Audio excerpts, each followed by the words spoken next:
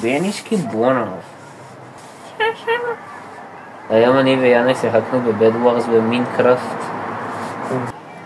6 או 7 נראה לי.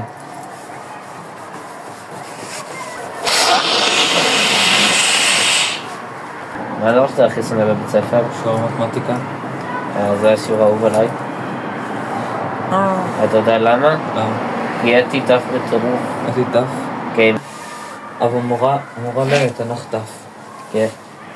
אתה זוכר כשאתמול יאנה צחק כל כך קשה וכולם הסתכלו עליו? לא, הוא עשה רייג'-בייט לגופי.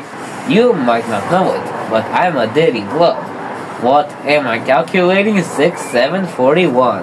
רגע, יש לי שאלה. האם באמת יש ריח כשאני משחק עם הרגל שלי?